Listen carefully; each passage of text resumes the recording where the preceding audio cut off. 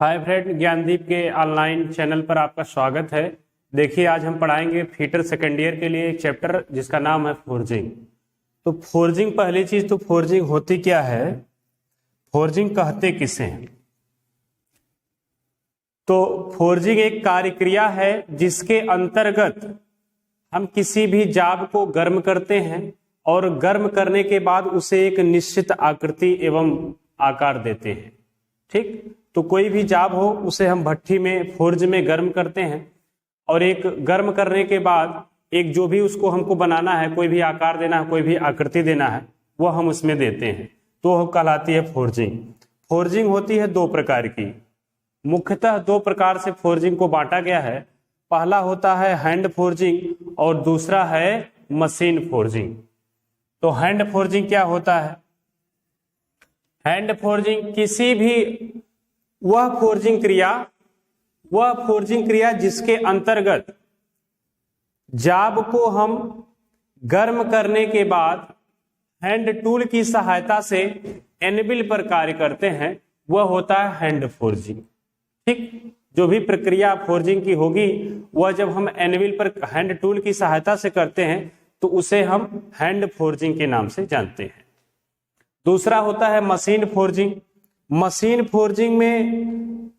Forging वह क्रिया होती है जिसके अंतर्गत हम जाब को फोर्जिंग तापमान तक गर्म करने के बाद हम उसे पावर हैमर या फिर फोर्जिंग मशीन पर क्रिया संपन्न करते हैं, तब हम उसे मशीन फोर्जिंग के नाम से जानते हैं। देखिए कैसे होता है, फिगर में देखिए दिख रहा होगा, पहला दिखाया गया है जो फिगर है, इसमें दिखाया गया हैंड फोर्जिंग। हैंड फोर्जिंग के बारे में दिखाया गया।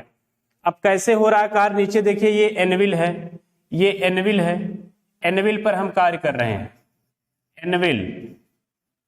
एनविल पर देखिए संडासी के द्वारा जाब को पकड़ा गया है। ठीक है, संडासी के द्वारा जाब को पकड़ा गया है, उसके बाद इसे हैमर के द्वारा, हथौड़े के द्वारा चोट मार करके इसके आकृति में परिवर्तन किया जा रहा है। जो हमको आकृति चाहिए उस प्रकार से हम इसमें कर रहे हैं। तो पहले हम जाब को क्या करते हैं, फोर्जिंग तापमान तक गर्म करते हैं। गर्म करने के बाद, ये गर्म कहाँ होता है, किसी भट्ठी में, जिसे हम फोर्ज के नाम से जानते हैं। गर्म करने के बाद जो है हम इसे संडासी से पकड़ते हैं, एनविल पर लाते हैं और हथौड़े की चोट मार करके इसे जो है हम विभिन्न प्रकार के आकारों में चेंज करते हैं। दूसरा होता है मशीन फोर्जिंग। दूसरा जो प्रकार है वह है मशीन फोर्जिंग। मशीन फोर्जिंग में हम क्या करते हैं, पावर हैमर का इस्तेमाल करते हैं। हैंड हैमर का ना इस्तेमाल करके हम पावर हैमर का इस्तेमाल करते हैं। उससे जो है उसके आकृति या आकार में जो भी परिवर्तन करना होता है करते हैं। इसमें भी हम पकड़ते संडासी से ही है। अब इसमें कभी कभी पावर हैमर का इस्तेमाल करते हैं और नहीं तो पावर हैमर के अलावा यदि तो मशीन फोर्जिंग मशीन का भी इस्तेमाल करते हैं। फोर्जिंग मशीन का भी हम इस्तेमाल करते हैं। जिस तरह से सेकंड फिगर में दिखाया गया है, ये पावर हैमर का इस्तेमाल है। जो दिखाया गया है पावर हैमर से देखिए क्रिया संपन्न की जा रही है। अब ये जानते हैं कि आखिर फोर्ज क्या होता है, फोर्ज किसे कहते हैं। अगला देखिए,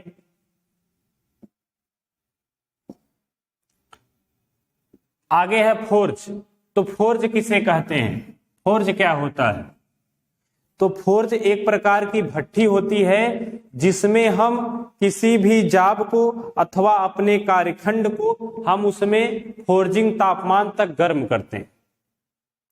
अब यह कई प्रकार की होती है, लेकिन मुख्य रूप से दो ही भागों में इसे बांटा गया।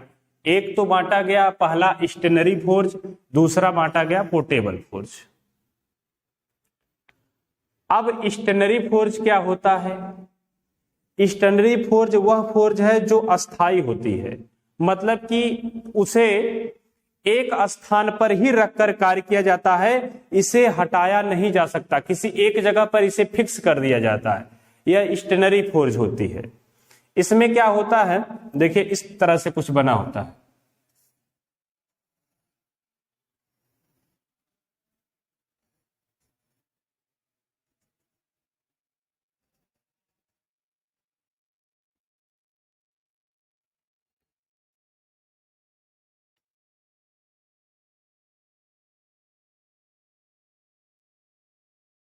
अब इस तरह से इसमें एक यहां पर ऊपर इसमें चिमनी बनी होती है, ऊपर जो बनी होती है इसका नाम होता है चिमनी।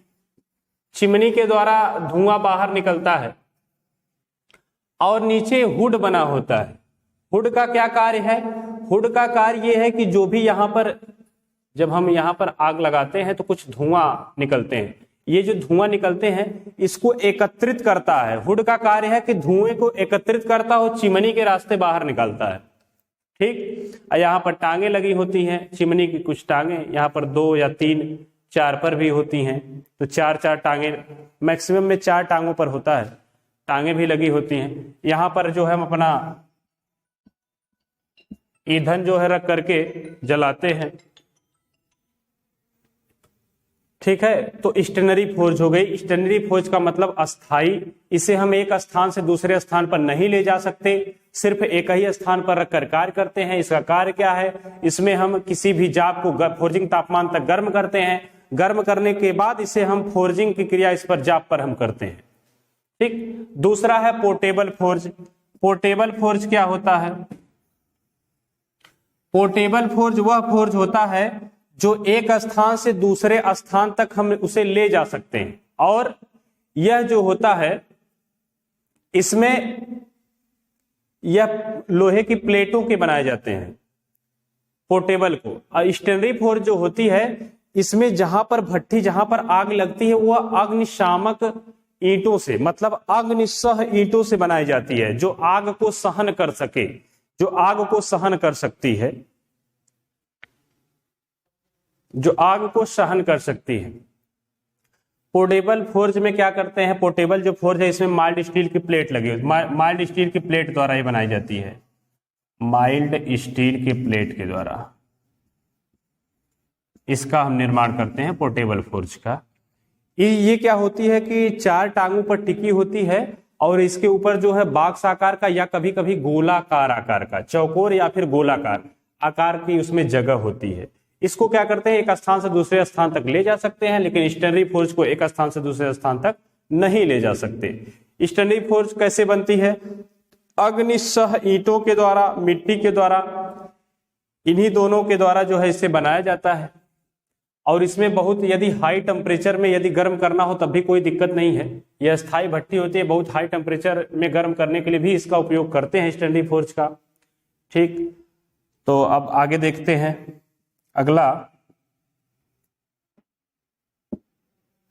अगला है फोर्जिंग तापमान। आखिर फोर्जिंग तापमान कितना होता है, कितना होना चाहिए, किस तापमान पर हमें फोर्जिंग की क्रिया करनी चाहिए? तो जो फोर्जिंग तापमान होता है, यदि फोर्जिंग तापमान हम अधिक कर देते हैं, यदि हम फोर्जिंग तापमान अधिक कर देते हैं, ये जो फोर्जिंग तापमान है यदि हम अधिक कर देते हैं किसी भी जाप में, अधिक जब कर देते हैं तब क्या होता है? जो जाप होता है वो जो है उस पे स्केल बन जाती है, जाप पर जो है स्केल बन जाती है।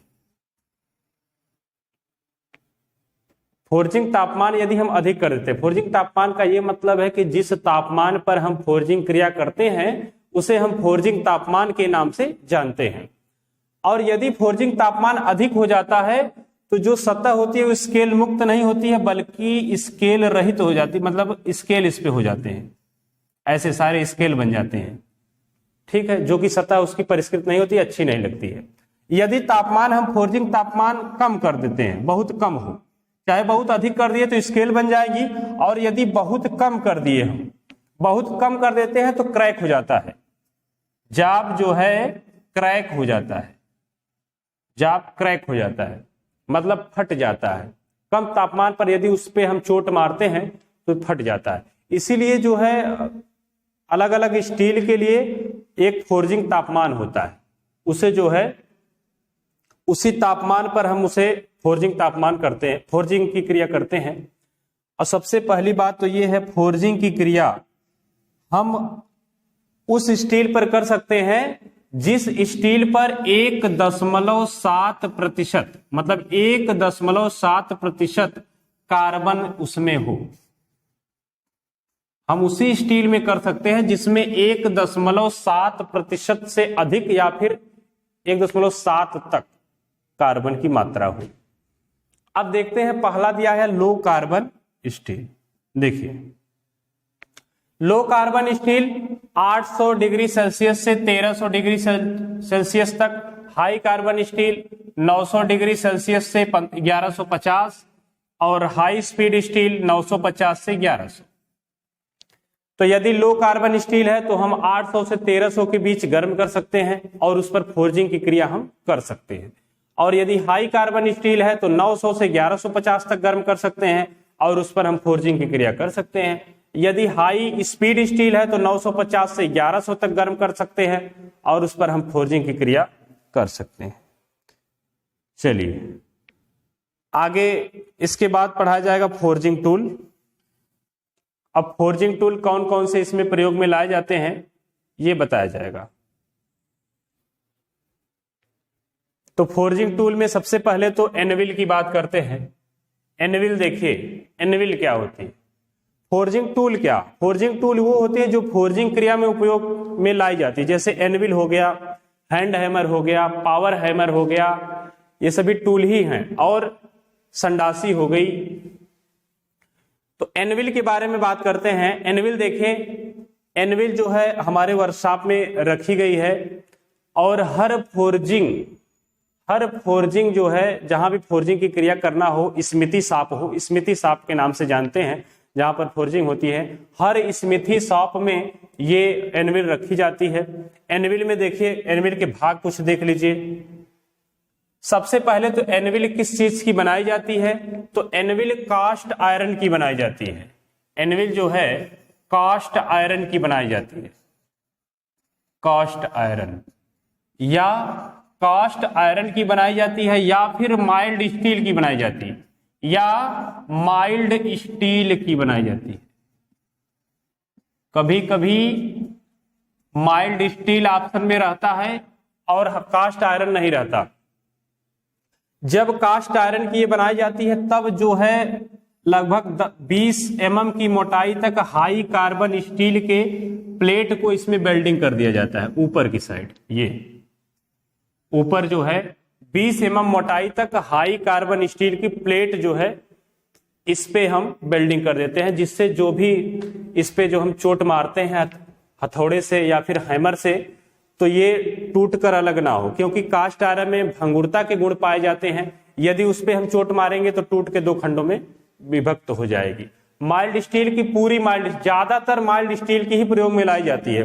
कास्ट आयरन की जो है बहुत कम प्रयोग में लाई जाती है। जो माइल्ड स्टील की होती है उसमें भी जो प्लेट लगी होती है उसको, ऊपर की जो प्लेट होती है उसको हार्ड एवं टेम्पर कर देते हैं। उसमें हाई कार्बन स्टील नहीं लगाते, उसमें क्या करते हैं, हार्ड एवं टेम्पर कर देते हैं। देखिए यदि कास्ट आयरन की होगी तो 10 से लेकर 20, लगभग 20 mm मोटाई तक, 20 mm मोटाई तक हम क्या करते हैं, हाई कार्बन स्टील के, हाई कार्बन स्टील की प्लेट लगा देते हैं। और यदि माइल्ड स्टील की बनी हुई है तब इसे हार्ड एवं टेम्पर करते हैं। कुछ गहराई तक हार्ड एवं टेम्पर करते हैं।